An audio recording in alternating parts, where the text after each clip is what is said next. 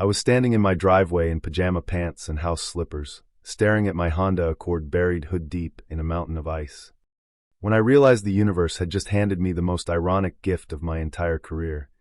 The HOA that destroyed my car was the same HOA whose insurance policy I'd been auditing for the last 2 weeks. That happened. My name's Harrison Novak. I'm an insurance adjuster in northeastern Pennsylvania.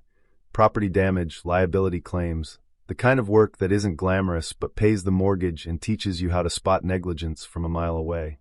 I'd moved into Meadowbrook Heights in Scranton 4 months earlier, fresh off a divorce, looking for quiet streets and lower drama than my last zip code. The HOA looked manageable on paper. Mow your lawn, don't paint your house neon green, keep sidewalks clear. Reasonable stuff. I should have known better. The storm hit around 3 a.m. in February, one of those once-in-20 years blizzards, 30 to 40 inches forecast. Pennsylvania State Police issuing travel bans for Lackawanna County. I'd parked carefully in my driveway before midnight, making sure not to block the sidewalk, because the HOA bylaws were very specific about that. Driveway parking was allowed during snow emergencies. Street parking wasn't. I'd read every word when I closed on the house, professional habit. At 8:30, I woke to silence so thick it felt padded. The wind had died. Snow blanketed everything in a clean, dangerous beauty. I was halfway through my first cup of coffee when I heard the growl, that heavy mechanical rumble of a commercial plow. I glanced out the window just in time to see a massive truck, blade angled, barreling straight into my driveway. There's a split second in moments like that where your brain refuses to process what it's seeing, like watching someone walk through a glass door in slow motion. The blade hit compacted snow and launched it like a tidal wave into the passenger side of my Accord. The car lurched sideways. The snow kept coming. Within seconds, my vehicle disappeared under a frozen avalanche. I didn't even grab a coat. I ran outside with my coffee mug still in my hand, cold slapping me across the face, yelling like an idiot while the truck kept rolling down Oakmont Drive, HOA logo stenciled neatly on the door. "Hey, you just buried my car." No response. Either he couldn't hear me, or he didn't care. 3 houses down, he did the same thing to a Toyota RAV4. I went back inside, numb feet, adrenaline buzzing, and grabbed my phone. Photos. Video. Timestamps. Wide shots. Close-ups. I narrated like I was building a courtroom exhibit, because I was. Then came the knock. 3 sharp, impatient raps. I opened the door to Deborah Winters, HOA president. Blonde highlights, North Face parka that cost more than my monthly car payment, and an expression like she'd just stepped in something unpleasant. "Mr. Novak," she said, clipped and formal, "we need to discuss your parking violation." "My what?" "Your vehicle was parked in violation of emergency snow removal protocols. We were forced to take corrective action." "Corrective action? Your plow just crushed my car." She scrolled her phone with manicured precision. Section 12, paragraph 4, during declared snow emergencies, all vehicles must be stored in garages. "That's not what it says," I replied. "Driveways are permitted." Her smile tightened. "I think I know our own regulations." She informed me I'd be fined $300 for the violation and $200 for additional clearing time. And something in me shifted. Because I'd spent the last 2 weeks reviewing Meadowbrook Heights' general liability policy for Summit Ridge Insurance, my employer. I knew their coverage limits, their deductibles, their claim history, their policy renewal date in March. And now they just handed me a textbook liability claim. "Miss Winters," I said evenly, "you're going to want to document exactly what your contractor did this morning. You'll need it for the insurance claim." She laughed. "Any damage is your responsibility." "Actually, no. If your contractor damaged my property through negligence," I said, "your general liability policy covers it. Unless destroying residents' vehicles is official HOA policy." Her eyes narrowed. "Are you threatening legal action?" "I'm explaining insurance." She left with a threat about placing a lien on my property. The second the door closed, I started making calls. First, my supervisor, Linda Chin. "So let me get this straight," she said after I explained everything. "The HOA we're evaluating just destroyed your car and fined you." "That's the situation." I recused myself from the policy assessment immediately. Conflict of interest. Linda reassigned the file to Marcus Washington, senior adjuster, meticulous, no nonsense. "File your personal claim today," she told me. "And document everything." Next call, Jake Morrison, my college buddy turned property attorney. Please tell me you're calling to admit I was right about HOAs, he said. You were right. I need you.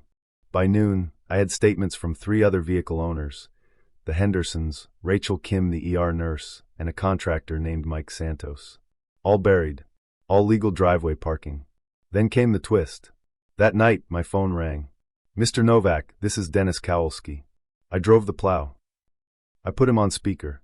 Hit record. I was following orders, he said. Deborah called at 5 a.m. told me to clear every driveway she'd gotten complaints about. Said if cars were in the way, that was the owner's problem. So she hadn't just misinterpreted the rules. She'd weaponized them. Dennis agreed to provide a written statement. That shifted liability squarely onto the HOA. The next morning, Marcus presented his findings to Linda. 6 liability claims in 3 years. Slip and falls. Property damage. Harassment complaints. Pattern of reckless board decisions. Recommendation? Non-renewal. Their policy expired March 15th. They'd have 60 days to find new coverage, and with that claim history, good luck. The notice went out the same day Jake's demand letter landed in their office. The meltdown was immediate. Deborah called me at work, voice shaking. You did this. You got our insurance canceled. I recused myself, I said calmly. This was a business decision. Their attorney, Robert Finch, requested a meeting. We met in a wood-paneled office downtown Scranton. Deborah looked furious. The other board members looked terrified. Jake laid out the damages, roughly $53,000 across 4 vehicles, including rentals and legal fees. Finch turned to the board. This is reasonable. More than reasonable. Deborah sputtered about not admitting wrongdoing. Finch cut her off. You ordered a contractor to destroy residents' property and threatened retaliation. This is indefensible. Settlement accepted. Insurance paid. Fines withdrawn. But the story didn't end there, because something else had been brewing. Frank Pearson, my retired military neighbor, had started a recall petition. The snow incident was the final straw after years of Deborah's heavy-handed rule enforcement. They needed 20% of homeowners to trigger a special election. They got nearly 30% in 8 days. The election turnout was over 70%. Deborah received 32 votes. Her opponent, a retired principal named Helen Foster, received 164. It wasn't close. The new board's first act was ordering a financial audit. Second act, a formal apology to the 4 of us whose cars had been crushed. By April, my Accord was fully repaired. $14,300 in damage. Frame straightened. Doors replaced. It drove like nothing had ever happened. Rachel brought me homemade cookies. Sarah Henderson sent a photo of her family smiling beside their repaired RAV4. Dennis, the plow driver, ran into me at a gas station and apologized again. The new board rehired him, with explicit written instructions never to touch a driveway. Life settled. HOA meetings became transparent. Agendas posted online. Votes documented. Insurance secured, at a higher premium, yes, but properly managed.